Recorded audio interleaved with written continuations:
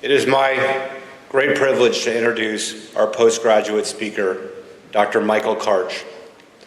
I fortuitously met Mike over 30 years ago while visiting Georgetown Medical School, and it's really my honor to welcome Mike and his wife, Kim, here today. Dr. Clarke is a board-certified orthopedic surgeon specializing in robotic computer-navigated hip and knee replacement in Mammoth Lakes, California. He's the co-founder of the Mammoth Orthopedic Institute and continues to hold an academic appointment in orthopedic surgery at Georgetown University. But as you will hear, that's just his day job. A medical innovator and entrepreneur, Dr. Clarke holds medical patents and is co-inventor of the Smart Drill and SteriTools technology. He is currently completing advanced studies at the Harvard Business School Analytics Program, Harvard Medical School, and MIT, focusing on machine learning and the future of intelligent healthcare systems that are responsible. Dr. Clarke just recently completed his third book, The Paradox of Progress, The Roses and Thorns of Artificial Intelligence. His research, writing, and publications focus on the convergence of artificial intelligence, surgical innovation, and business strategy, advocating for responsible design in digital health. Again, that's just his day job. I think most impressively, Dr. Clarke was one of the first physicians on site at Ground Zero during 9/11 terrorist attacks. He has since led forward surgical teams in conflict zones and disaster zones around the world. As the co-founder of the nonprofit Mammoth Medical Missions, he has deployed medical teams to underserved regions across the globe. For his leadership during these missions, Dr. Clarke has received 2 letters of accommodation from the Presidents of the United States and international recognition from the United Nations governments of Iraq, Kurdistan, Nepal, Mexico, and the Philippines. Lastly, a lifelong endurance athlete, Dr. Clarke has completed 57 marathons, 6 iron distance triathlons. This one was crazy, he just did this. A solo, unsupported, multi-day, 211-mile ultra run across the John Muir Trail, and is a 2-time finisher of the Badwater 165 ultramarathon across Death Valley, often regarded as the toughest human endurance race on earth. Please welcome me in joining Dr. Michael Clarke.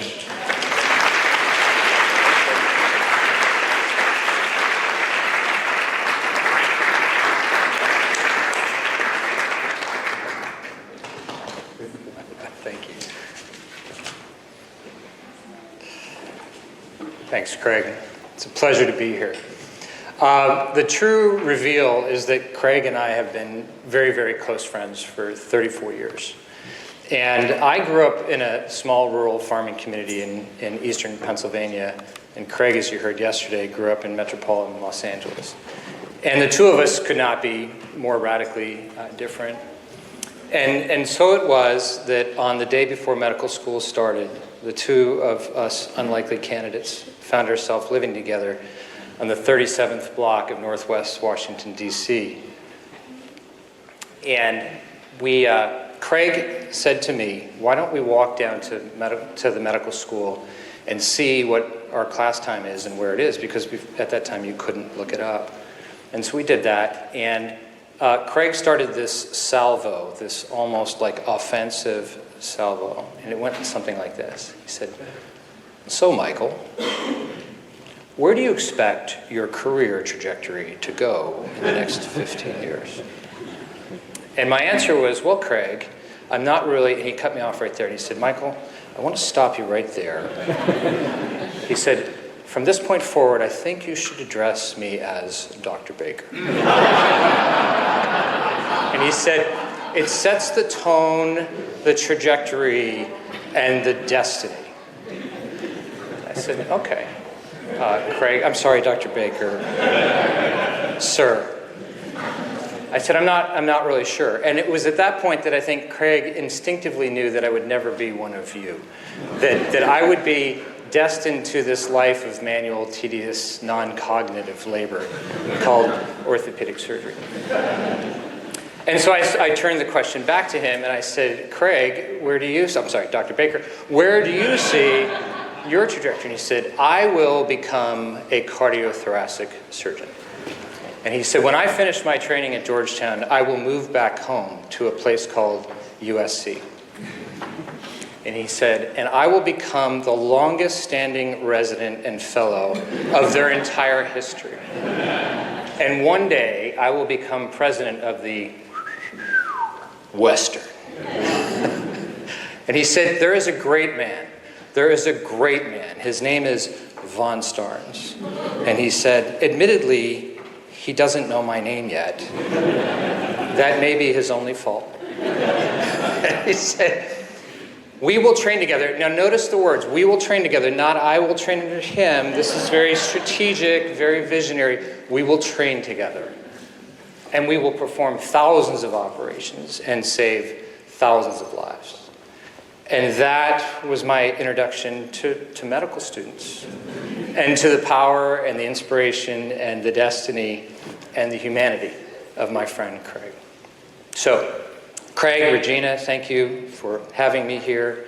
Vaughn and Ton, thank you. Alan, Carol, thank you. My wife, my beautiful wife, Kim, is here with us. My good friend, Jessica, where are you, Jessica Donington, was my senior resident 30 years ago. I haven't seen her in 29 years and bumped into her yesterday, and so it does feel like a family to me. And to the Western, thank you very much for having me. Really appreciate it.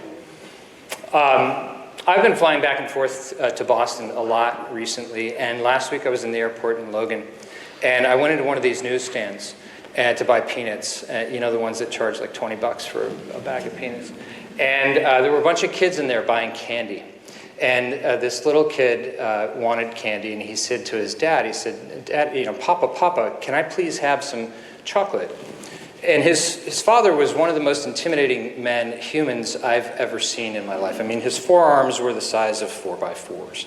And he had tattoos that ran up his sleeve and all the way up his neck. I mean, prison tattoos, gulag tattoos. And his back was huge, like a log. It was 4 feet wide. And he had this huge black beard and this very strong foreign accent.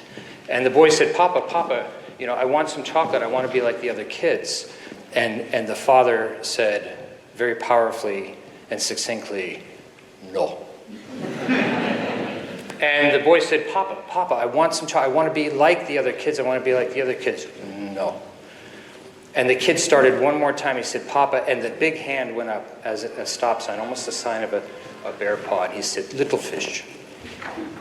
He said, the only type of fish that swims downstream with the current every time is a dead fish.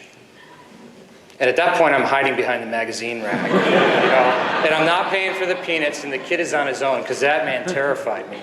And I got on the plane, and I started thinking about what he said. And you know, he's not exactly wrong, right? He said, the only type of fish that swims downstream with the current every time is a dead fish. And if you think about that, live fish that are truly alive, they swim to the right sometimes, and they swim to the left sometimes, and strategically they may swim upstream. And it's only when they choose to swim downstream, they have the ability to do so at 10 times the rate of every other fish in the water, because they've learned how to do things in their own unique way. So why is it that most of us, most of the time, just float downstream? I think it's because we think that it's easy. And I think that we think that that's what everybody else is doing. We're so concerned about what the person to the left of us is doing and what the person is to the right of us is doing that we forget that it's only in our own unique lane that that's where the power is. That's where the impact is. That's where the inspiration lies to change the status quo and to inspire others to do the same. When Craig asked me to speak, this was 2 years ago, I think 3 days after he wrote his album. When Craig asked me to speak, he asked me to tell you about my stories. And I thought it would be much more interesting to share with you the unique stories of the people that I met along the way. People that stayed in their own lane. People that inspired me. that changed me, that made me think differently. And I have a special name for these people. I call them my tangible heroes. These people don't wear masks. They don't have a cape. They can't jump over buildings with a tall leap. These are our coaches, our teachers, our mentors, our parents. People that are always with you on your shoulder, always in your mind, years after you've left them. And these are ordinary people that create extraordinary impact on those around them for years to come, generations to come. And so it's my hope today that when I share these stories with you, that it'll inspire you to become a tangible hero to the next, and to the next, and to the next. Because I think that is the definition of human legacy. So how did I get involved with studying tangible heroes? I think for me it began on a September day.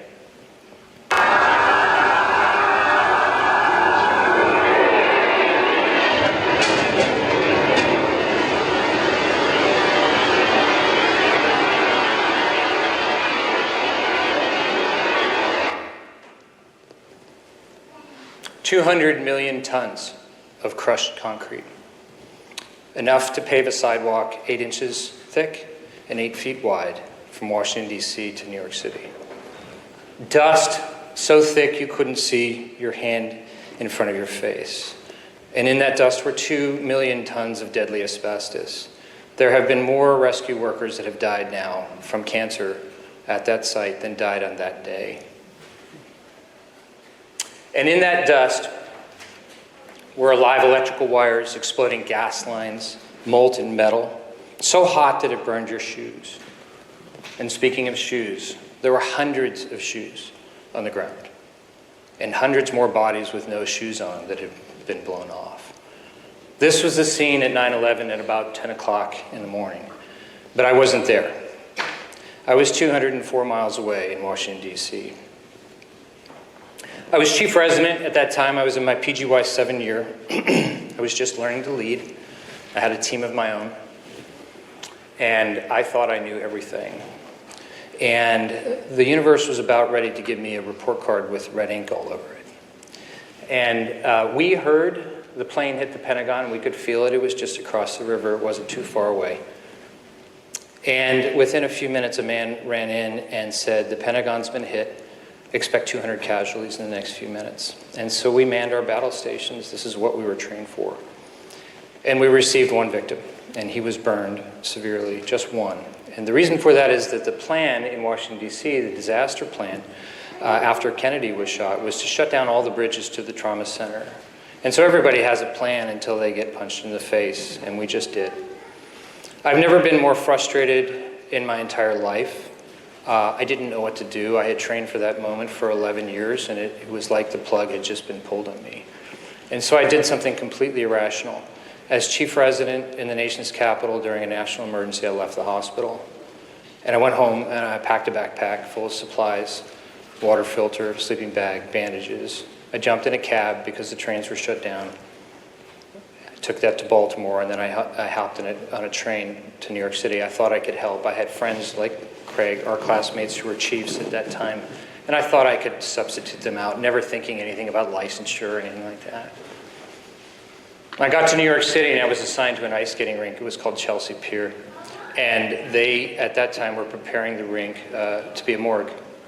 And I walked over to the bathroom, and on my way to the bathroom, there was a pair of firemen's clothes hanging over the wall, and I noticed it. And when I came back, they made an announcement that they needed physicians to go to the front, but the requirement was you needed fireman's gear. And that is the only thing I've ever stolen in my life. And I became one of the first 3 physicians on site.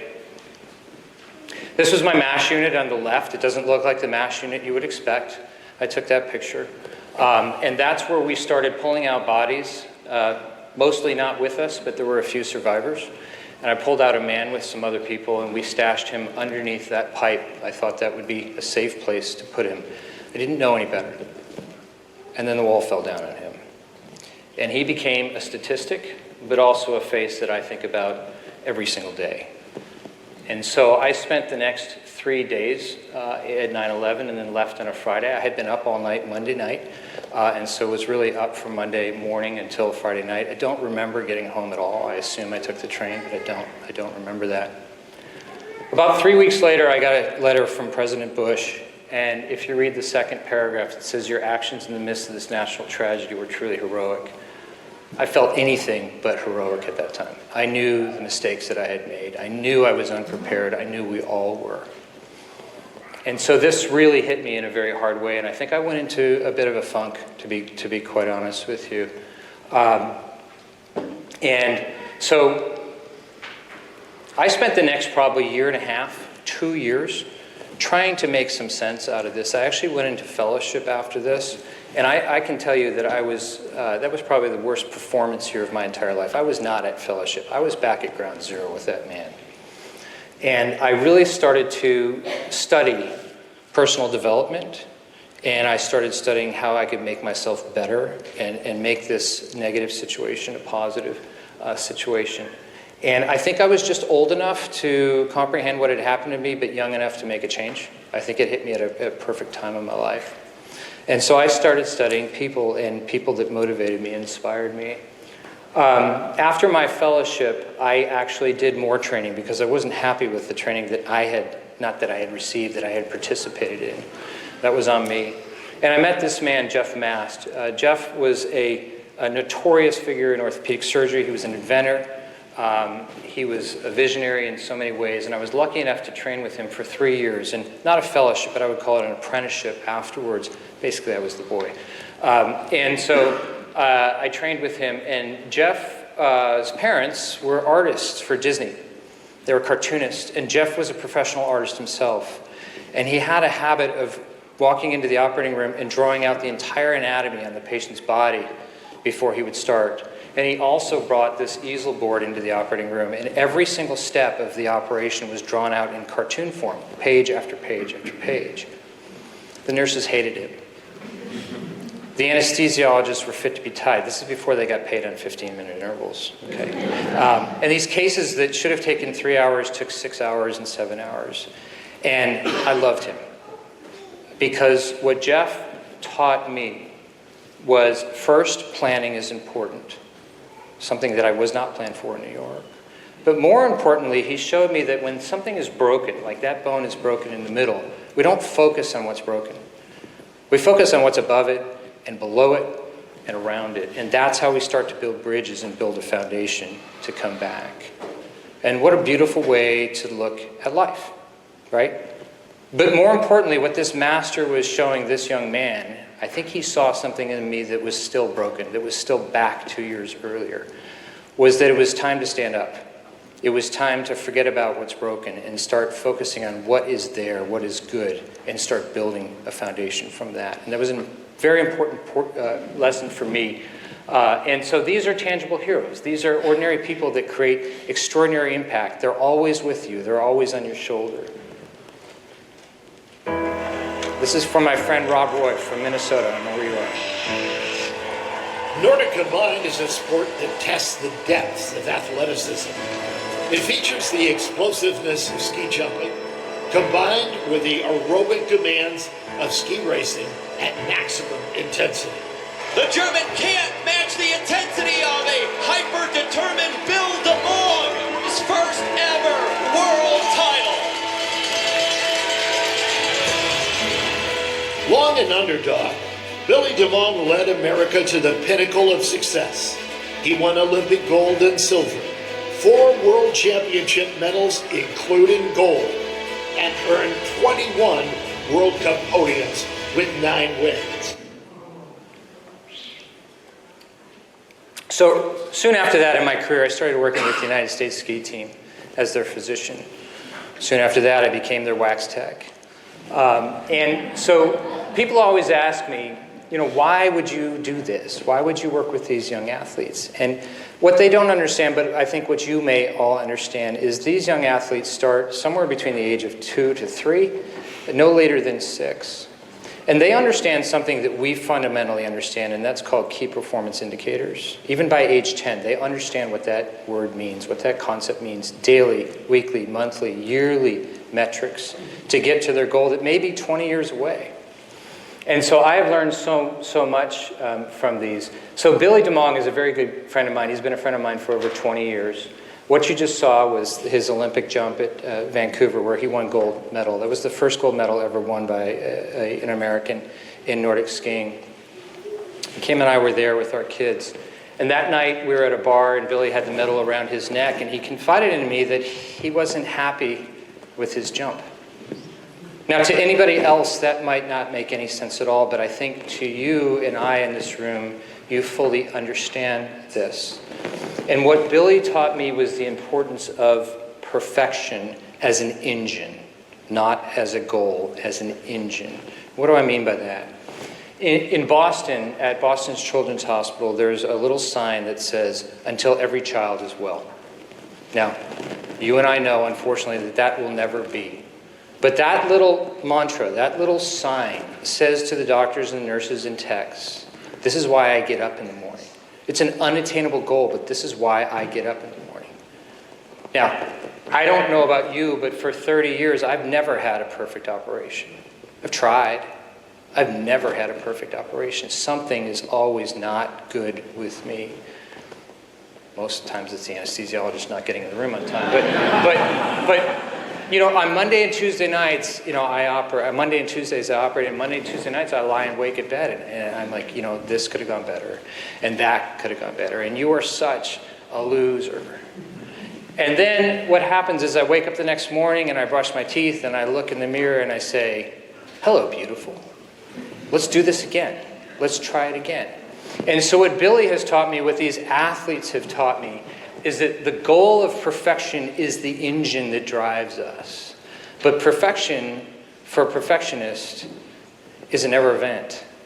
And maybe it should be that way. Tangible heroes, they're always with us. I want to talk to you a little bit about VIP medicine. So we're taught in medical school that we should not treat people differently, even if they're a VIP. But I think we all know that that's not true. You know, if Tom Cruise or Lady Gaga walked into your office, you would treat them differently. You would want them to see the best side of you. I treated a VIP once, early in my career. And when I got the phone call about her, the name made me nervous. It really did. Now, she wasn't a famous singer. She wasn't a famous actor, but she was a rock star in every regard. She was also my wife. And like Craig yesterday, sometimes, you know, we're taught one thing, but that's not the way life really is. And sometimes you're the only person that can actually take care of this person who is a very important person to you. And that puts you in a very awkward situation. And as they wheeled her into the operating room, I was standing at the scrub sink, and I found myself doing something very different that I had never done before. I found myself praying for focus. And I found myself willing myself to give 100% of myself 100% of the time that I was in the room with her. And the operation went fine, and 20 years later, if you look at Kim, she doesn't walk with a limp. At least I don't see it. I mean, beauty's in the eyes of the beholder. But that night when I was writing in my journal, and it's something that I do every day, and I hope you do too, because it's a very powerful tool, I found myself asking this very first principle question, you know, why did I treat her any differently than anybody else? Because isn't everybody somebody's wife or husband? Isn't everybody somebody's brother or sister, father or mother? And so what I've learned from this tangible hero that I've taken with me for at least 1,000 or more operations after is that everybody is a VIP. That's how we treat them. And when you get ready to operate on them, you are giving them the operation of their lifetime. Right? I think everybody understands that. But more importantly, what we need to understand is that our family, who often gets ignored, should be treated like a VIP as well. And that's very hard to do at the end of the day when you have no energy left. But we have to start looking at them and treating them like a VIP.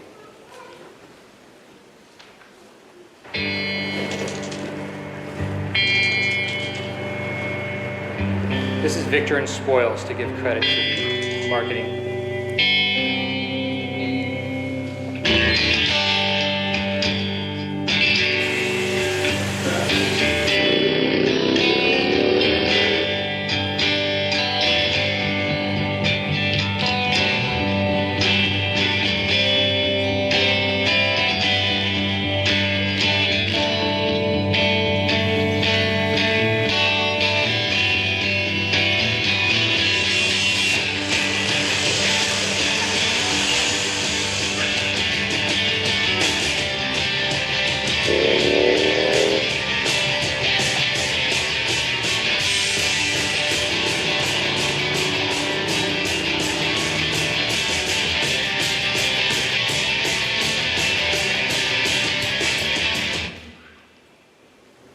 This phrase, e pluribus unum, out of many, out of one many, out of many one.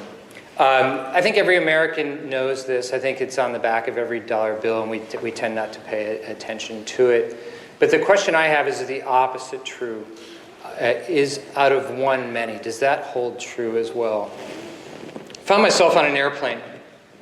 It wasn't American, it wasn't Southwest, it wasn't United. It was a military cargo plane, C-130, flying out of the Philippines. The task load master had taken every seat out of the plane, and we increased capacity by 120 people over capacity to jam as many bodies in as we could.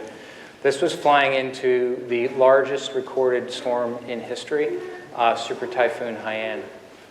I was there with my team, one of 12. The rest of the people on that plane were military or news people. And we were standing up. All the seats were gone, and we were crammed in like sardines. And I was jammed against the wall, and there was this very, very tiny, tiny person. She came up to about here, and I'm not a tall guy, up to me, and her name was Lativia. And every time the plane hit a turbulence, and there was a lot of turbulence flying into this storm, it was very scary, she would bump into me and slam into me. And after a while, she looked at me very suspiciously, and she said, "Who are you?" And I said, "I'm an American surgeon. I'm in charge of a strike team, relief team. We have 12 members. We have capability to do 100 emergency procedures." And then she looked at me and yelled above the roar of the plane. She said, "Well, where are you going?" And I said, "I'm going to the center of the storm. The center of the storm is a place called Tacloban." And at that point, she turned almost violent on me. She started yelling above the roar of the plane that I was wrong, and that the military was wrong, and the news was wrong, and the government was wrong, and that the center of the storm wasn't in Tacloban, it was in this place called Tanawan. Tanawan, T-A-N-A-U-A-N. And she was so upset that she took out a piece of paper and she wrote the letters, in capital letters, T-A-N-A-U-N. She goes, "You must go to Tanawan. That is my hometown. That is the center of the storm. That's where you need to go." And I thought she was crazy. I really did. And I got off the plane, and my orders at that point were to meet a person by the name of Major Trinidad on the airstrip in Tacloban. The airstrip was completely destroyed. There were planes that were upside down. The air tower was tilted 30 degrees. There was no control whatsoever. It was a disaster upon a disaster waiting to happen. And I got out of the plane, kind of running away from Lativia, and I was escorted over to this tent, and it was pouring rain. And I flipped open the flap to the tent, and it was full of men, it was full of smoke, and it was full of yelling. And there were these two men that were yelling at each other at the top of their lungs. And I couldn't understand a word they were saying because it was in a foreign language. The only thing I understood was this word, Tanawan. Tanawan. Tanawan. And I pulled out the piece of paper, and I looked at it, and it was like Lativia was speaking through me, and I held my hand up high. And I said, "Tanawan." I said, "I'm an American surgeon. I have a team of 12. We can do 100 emergency surgeries. I want to go to Tanawan. I want to go to the center of the storm." And if you're old enough, it was like E.F. Hutton. Everything just shut up. And people stared at me. And it turns out that the two men that were yelling at each other, one was Major Trinidad, who was in charge of the rescue mission, and the other one was a man by the name of Mel Teskin.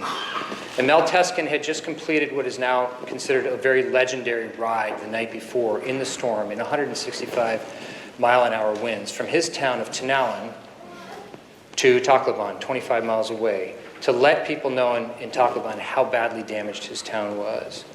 And it turns out that Mel was the mayor of Tanawan. But it also turns out that Major Trinidad and Mel were cousins. That's the way it works in the Philippines.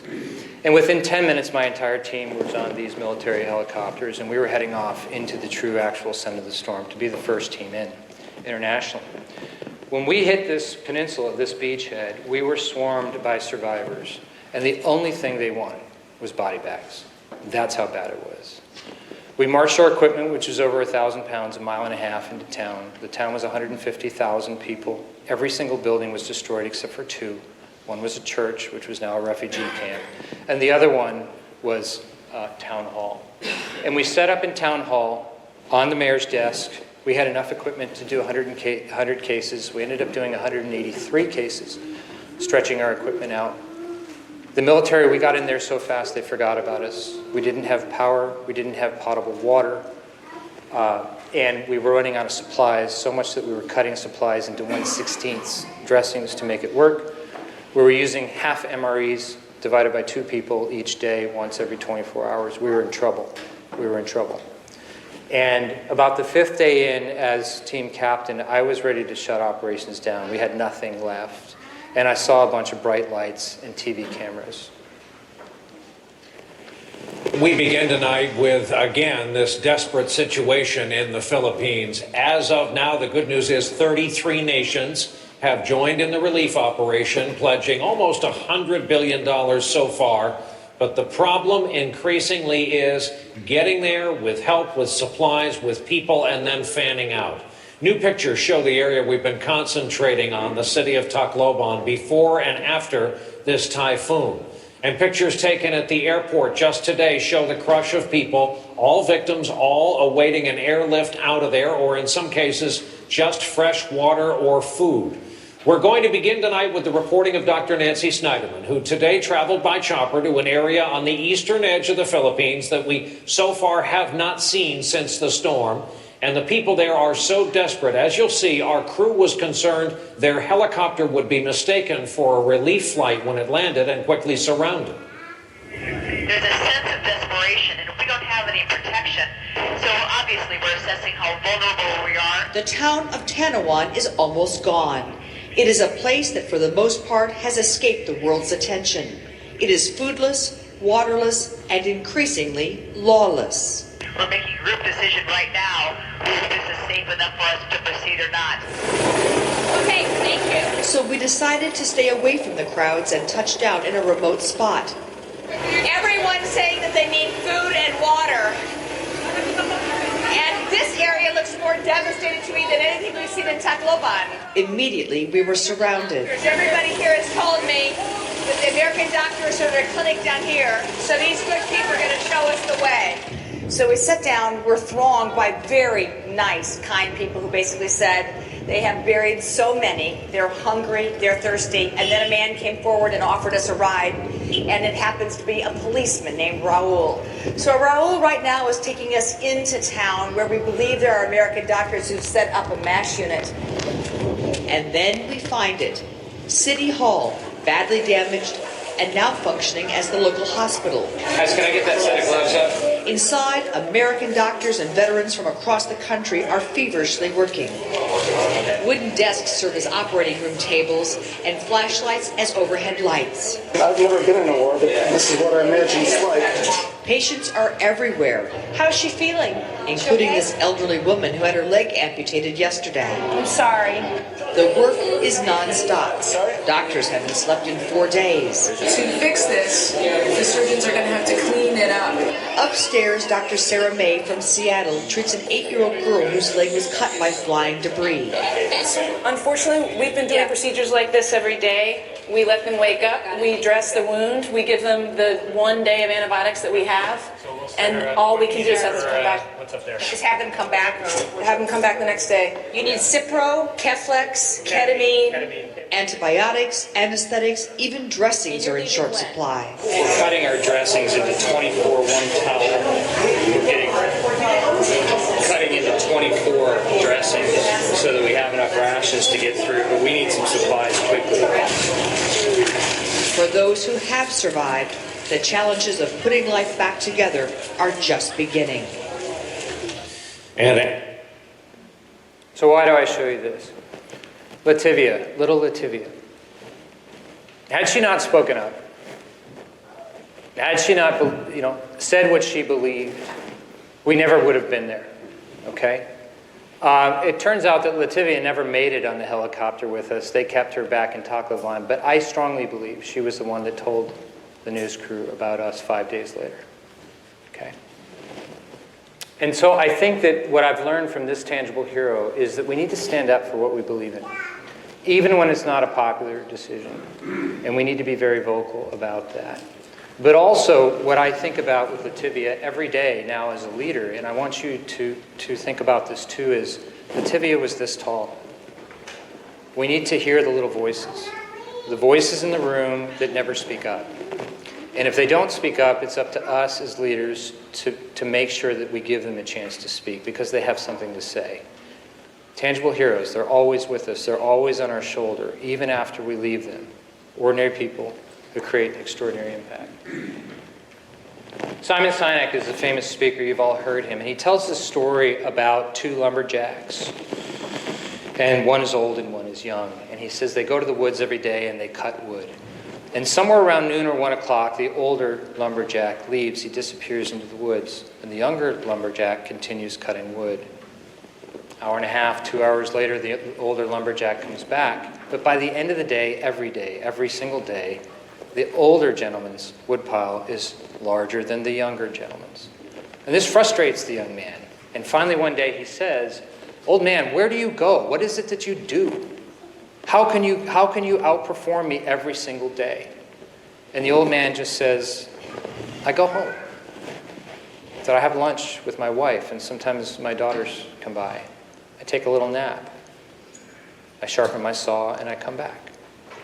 And so the lesson for this story is similar to what you were talking about yesterday. We need to take vacations. We don't tend to do that. We need to spend time with our families. We don't tend to do that either. It makes us better. It makes us more productive. I grew up on a small farm, I told you that, and the one thing that I think was missing from my kids' lives was living on a farm and learning the lessons that I learned about hard work and life cycles and things along these, where your food came from, sexual education. I mean, you don't have to teach that on a farm. Just say, "Watch, son, it's right there." Right?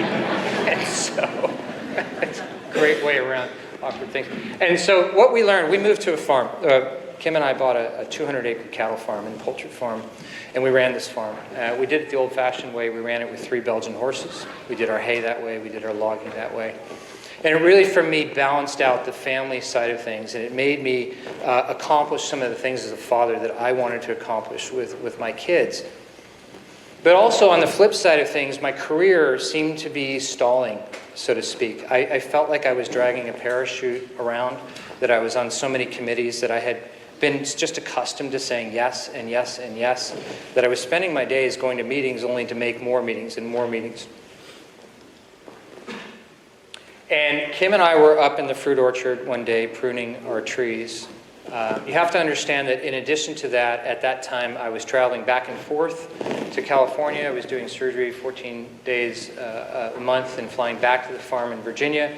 I was running a medical device through the FDA. I was running an international nonprofit organization doing disasters and writing as well. And so I knew that I was at capacity. I had no more room to grow.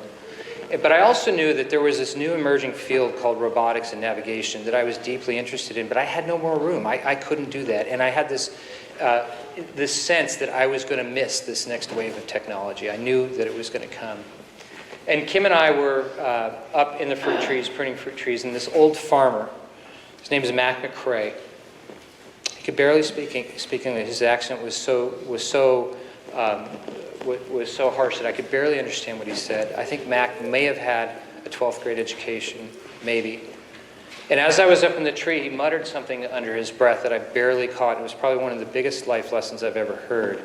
He said that pruning a fruit tree is a farmer's way of saying no to some things and yes to others. A way of getting rid of things that are dead and allowing other things to bloom. And I heard that. And if I had had too much ego not to listen to somebody that was undereducated, somebody that had an accent different than mine, I would have missed this most valuable lesson. I thought about this for about a month. It just kept on ringing through my ears because I knew something was wrong in my life. And on one very incredibly efficient day, I wrote one letter and resigned from 8 committees in the same letter. And with those 8 committees, I resigned from 8 subcommittees and all the work that goes before a committee and all the work that goes after a committee. I calculated that I probably gave myself about 50 hours a month extra to start pursuing what I wanted to pursue. And one of the things that I had seen by traveling around the globe is how valuable our education is, how valuable our technology is, and that other people in the world just don't have that access. You know, if you hold a bachelor's degree in the United States, you're in the top 37% of educated people in the world. If you hold a master's degree, you're in the top 14%. If you hold a PhD or an MD, just graduate level, you're in the top 1.7%. And if you did any time afterwards, as in an intern year or residency or fellowship, the top 0.5% of educated people in the world. And so it's very much up to us, I think, for those who've been given much is expected. It's very much up to us, and I know I'm speaking to the crowd here, I can just feel it, that we're interned to this life of service and learning, and ethical research, and ethical writing, and innovation, and entrepreneurship, and teaching. That is our responsibility. That is our role. And so I started really pursuing this and invented Smart Drill, which is an early navigational device for the operating room. Steri Tools, which is a sterilization device, real-time in the operating room. So this is what our set looks like. I'm sure very similar to yours in terms of the amount of blood and fat and bone that's on the back. And so these instruments we know are infected at 30 minutes to an hour later, and then we use them again and again and again in the body. We wonder why we have surgical site infections. It's because they're dirty, they're contaminated. And so Steri Tools is an instrument which was originally designed for combat that combines ultrasound, UV light, and chlorhexidine and shows a 7.4 log reduction in bacterial at 15 seconds, so it doesn't interfere with your surgical flow. I became very interested after this in machine learning. We talked a little bit, I was in one of the conferences yesterday, we were talking about random forest trees, and very interested in machine learning and what it can do and what it can't do for medicine. And so I decided at 55 to go back to school at the Harvard Business Analytics program and then do a combined executive degree at MIT in machine learning, and really have developed keen interest in robotics and agentic AI infused in robotics, taking a lot of the technology that comes from Waymo and robotic taxis and putting them into autonomous surgical instruments. And from that, really started to explore some of the ethical issues that will arise in all of our lives with artificial intelligence, and wrote this book. All of this, my entire career trajectory, happened because I listened to a man that had 1/8 of the education that I had, that I could barely understand. And so tangible heroes come in all forms. They don't necessarily have to be somebody that's educated more than we are. And I think that that's one of the traps that we may fall into. The higher education we get, the less and less people we may be able to listen to, unless you flip your mindset and say that instead of knowing it all, I'm going to learn it all. And it doesn't matter who I run into, I'm going to learn something from that person. It's a very valuable thing that I've found. My name is Steve Klassen. I live in Mammoth Lakes, California. I've been here right around 30 years now. I have owned Wave Rave Snowboard Shop the entire time, and had a professional snowboarding career going during most of that time. At the beginning of last summer, I was skateboarding and I was noticing I was losing range of motion in my hip. And I've had a hip dislocation 8 years ago. And in the last 3 years or so, I've noticed some deterioration in certain performance parts of my hip. After one day skateboarding, when it really hurt, I decided to go to the hospital.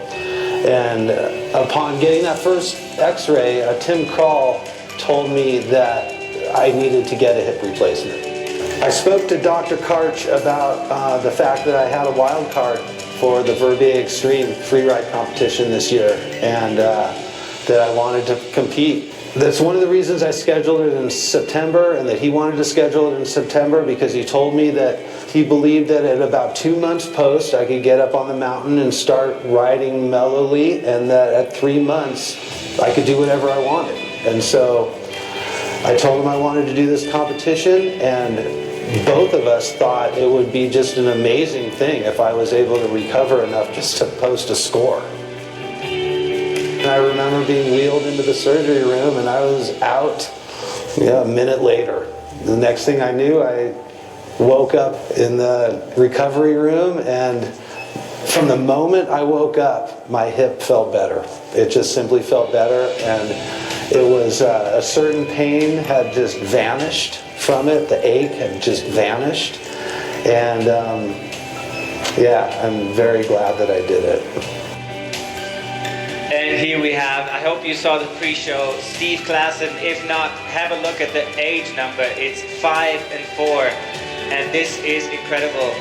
He has a few gray hair that already started when he competed here because he competed 18 times. It's his 18th time here on the Bac des Roses. Dr. Karch had confidence in me and had confidence in my ability to make the right decisions for my training. And he said, train as hard as you can, go hard on it. And so I did. And that confidence, working back and forth like that, really helped me get to where I needed to be. Going for a huge clip and stomping it clean. Are you kidding me, Steve? I am just so grateful for modern medicine when it comes to being able to do these things. I've had an ACL replacement. I now have a hip replacement, and it's letting me go do everything I want to do still. It's amazing.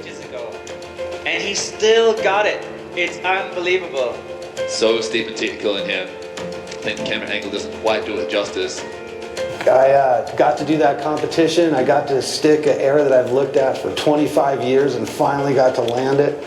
You know, I exceeded my expectations in terms of my performance and just how I felt health-wise. I mean, my hip feels stronger than it's felt in years. Overall, just overjoyed. The pain's gone. The strength is there.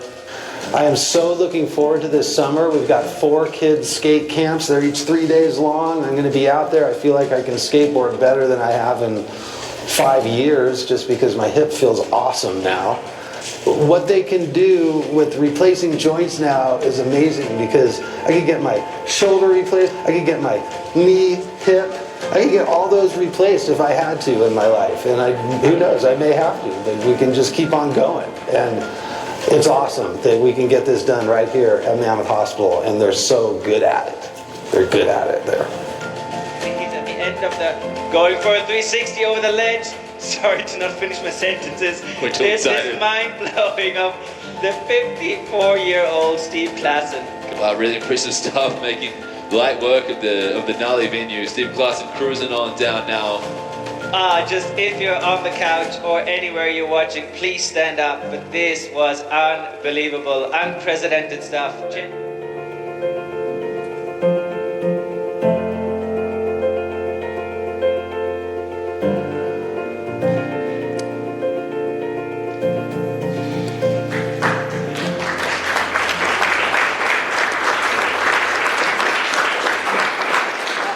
I love watching that video. I watch it alone sometimes at night. Not because it's about me, but because it's about you. And sometimes I worry about us. Sometimes I worry that we have forgotten where our value lies. We work so hard. We've worked so hard in residency and fellowship, and then we work so hard taking care of other people that in that vacuum, I think other people have begun to define us. And they're very efficient at what they do, and they define us in these 3-letter codes. CPT, EMR, RVU, relative value unit. Notice how they worded that, relative value. That means it's not fixed. That means it will not change. And I doubt that it will ever go up in their eyes. Okay?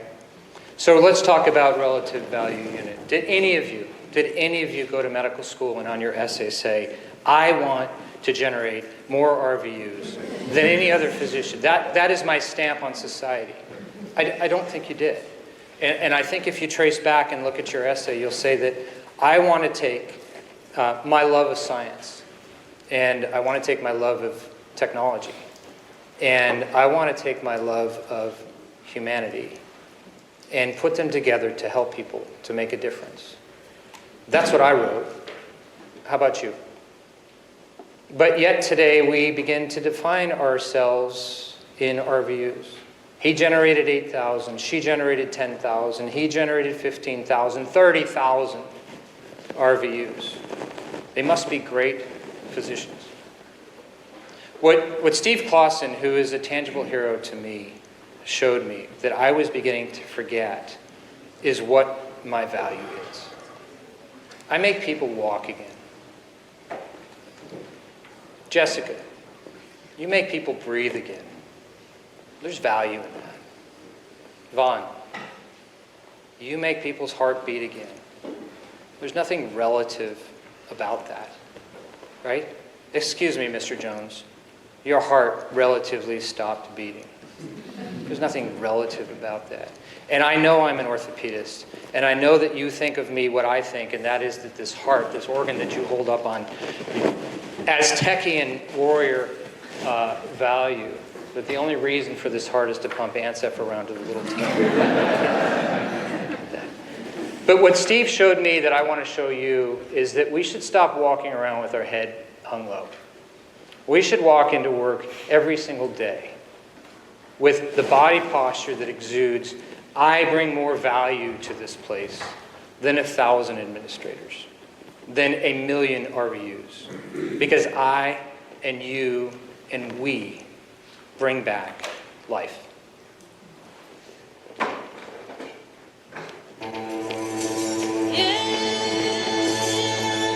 Every summer in Death Valley, people from around the globe gather to participate in an extraordinary event. A 135-mile ultra-marathon that pushes body, mind, and spirit to the breaking point and beyond. Why are you here? I'm here to discover something about myself. It's like we're training for combat. They want to see if they have the right stuff. This is just for crazy people. I feel like I was gonna die on that minute. I started running in 1990, which I'd never done in my life. After college, I decided that I wanted to start running to just stay fit. My doctor knew I was doing this, he flipped. Sometimes you go through so much torture, you wonder if it's really worth it. I had my toenails removed, and I know that sounds extreme, but really it isn't, not for the sport that I'm in. You get to a certain stage where you want a little bit extra, and that's where the bad water comes in. That is the ultimate grace. I have a very unbalanced style because of the combination of the arm and leg. So to counter that, they said be strong in your back and stomach. I train for the heat, train for the road, but I'm just waiting to find out what the third thing is that I haven't prepared for. For the last several miles here, I've been throwing up. Yeah, these hours before dawn, which kind of rough on the whole body. You have brain damage, you have internal organ damage. Can you hear me? Can you hear me? Let me take a little rest there. I can't go on the deck. I'm on the edge.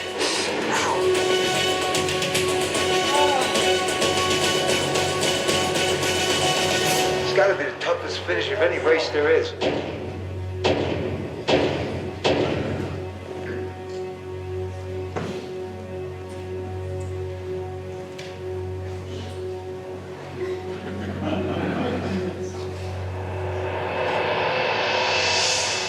Running on the sun.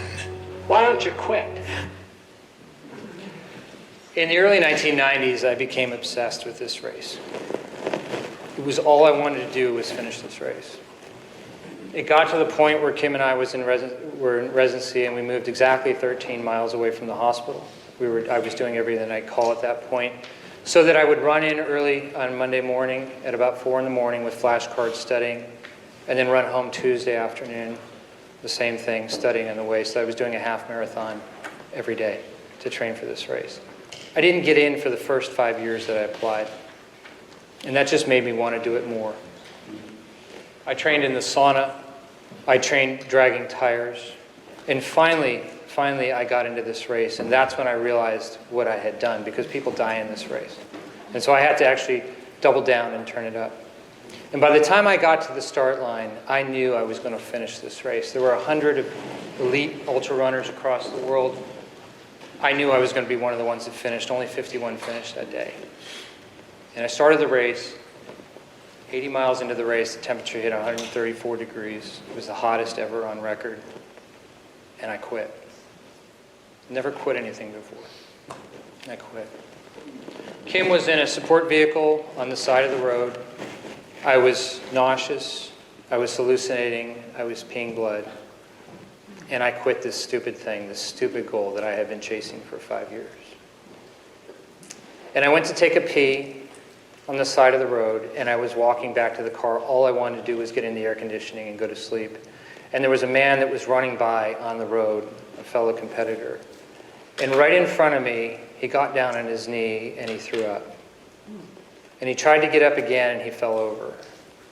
And then he tried to get up again and he threw up. And he put his hands on his knees and he just shook his head and laughed. And the thought occurred to me, if I have enough energy to walk to the quit, why can't I walk to the finish? And so I started following him. I got behind him, and every time he took a left step, I'd take a left step. And every time he took a right step, I'd take a right step. And when he took a break, I stayed 15, 20 feet behind him. I didn't get into his space. Finally, after 10 miles of doing this, I caught up to him, and I realized who it was.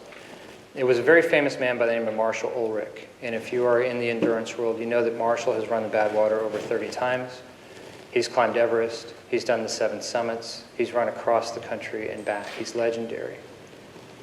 And I started running. We started running at that point. I ran the next 35 miles with Marshall.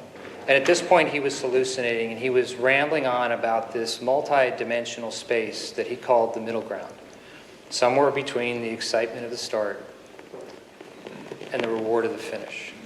And he said the middle ground is where most people quit. All they do is envision the corner office. They envision the 4-minute mile. They envision the touchdown. They never envision themselves in the middle ground. He said, but the middle ground is where the value lies. He said, and because of this, we, in our culture, fall into this trap. I'll be happy when trap. I'll be happy when I finish residency. I'll be happy when I get a job. I'll be happy when I get married. I'll be happy when we have kids. I'll be happy when the kids move out. I'll be happy when I retire. That's where most of us are most of the time. And what Marshall, a tangible hero of mine, showed me is that no, we need to spend time in the struggle. We need to spend time in the middle ground, because the struggle is what makes us stronger. And the struggle is what makes us sharper. And the struggle is what gives us character. And look around you these days. Character is what we need the most. And so each year, once a year, I go to find Marshall, and I go to find the struggle, because I think it makes us better. And I think that I'm speaking to the crowd on this one. I know you people push, but remember to stay in the middle ground. There's high value in there. So we've been from ground zero, we've been to the low ground, we've been to the middle ground, and I thought tonight we'd finish on the high ground, and that is Nepal, the highest place on earth. I was called right after the Nepal earthquake. About a half an hour after it went down, I got a call. They asked me to go. The way it works in our family is we take a vote. I got a positive vote, and within a few hours I was heading to the airport to go, and within about 19 hours I was on the ground. I arrived in Nepal in 2015, just after the earthquake hit, maybe 24, 30 hours after, and we flew out towards the Annapurna region where we were working, and our mission at that point was strictly reconnaissance, just to find out what villages were damaged and to land very quickly and get home before it was dark. I was sitting in the co-pilot seat with the pilot, and behind me were 2 young Nepalese girls, probably 15, 16 at tops, and they were both singing and crying at the same time. So I could talk to the pilot, and I said to him, why are they singing?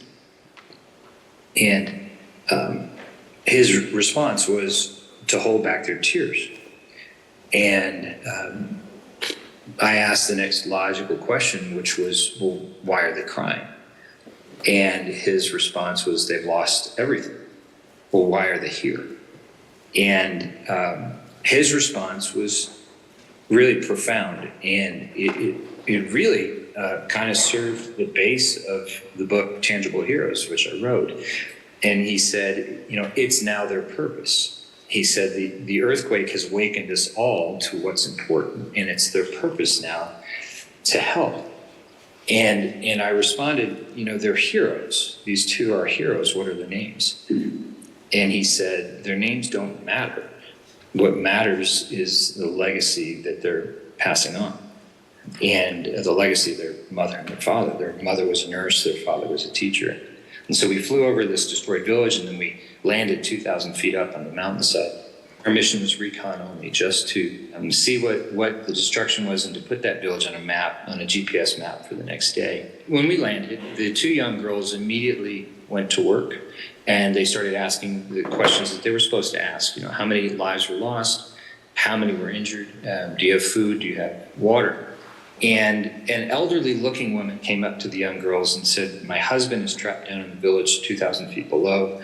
He's been hit by rockfall. He's paralyzed. Can you save him? You know, knowing what had just happened to these two girls with their mother and father and brother being killed 48 hours before, and here they were helping. I tried to convince the pilot to let me go down to get him. And the woman had told us he was only 15 minutes downhill. And so I convinced the pilot to let me go get him.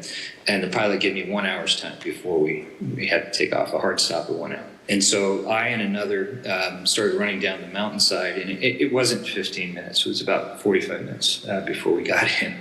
And he was paralyzed, he was trapped. And I knew immediately that getting back for that hard stop in 1 hour was going to be impossible. I picked him up in a fireman's carry and started carrying him. His weight was incredibly impressive, especially at 13,000 feet. He probably weighed maybe 130 to 140 pounds. But it was crushing weight. It was hot. It was humid. His breath was on my neck. It was suffocating. And, by the end of 20 or 30 steps, moving up a single track mountain trail at elevation, you're literally exhausted. And then I traded him off to my partner, who was an EMT from San Diego. And he took him about another 20 steps, and then I took him 20 steps, and then the EMT took him 20 steps. And as we started carrying the man up the mountain, people started helping. First it was 2 people, then it was 4 people, and then it was 8. And you could literally see the villagers being awakened, almost like the girls were awakened with the earthquake. And they were awakened, and the energy was palpable, and it was going from negative to positive. This mass of people was now carrying this man up the mountain faster and faster. And again, we're at about 13,000 feet. And so you're literally seeing destruction and rebirth going on in this village. The energy. And so it got to the point that this mass of people was moving up the hill so fast that I couldn't keep up anymore. I was exhausted. I'd been doing this for 2 weeks. And I dropped off the back. And what I saw was that they continued up the hill around the corner, and they were out of sight, and they were gone. And I sat down on a rock, and I fell asleep. That's how tired I was. And I woke up maybe about an hour later. It was dark. It was getting dark. It was cold. And I woke up to the sound of a helicopter way up on the mountainside. I could see the lights. And the helicopter flew away, and then I heard cheering, and I heard yelling and excitement. And I knew that we had won. I knew that we as a team had saved this man. But I was also profoundly disappointed, because this is something that I had started, and I wasn't able to finish. And I wasn't part of the excitement and the congratulations and the backslapping that goes along with starting a successful project.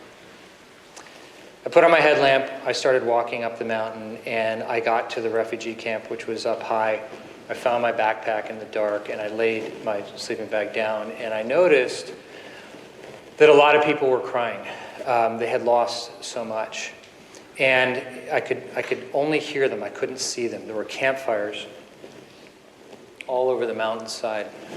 And then out of the crying, I heard a lone woman start singing. And then another woman started singing. And then a man joined her, and pretty soon you could hear the entire mountainside singing. And I don't really sing, and I don't know their language, and I started singing. And it was one of the most magical moments in my life. And I started thinking about this and started realizing, when you start something, whether it's a family or a business or a medical practice, a department, you put your entire life into this.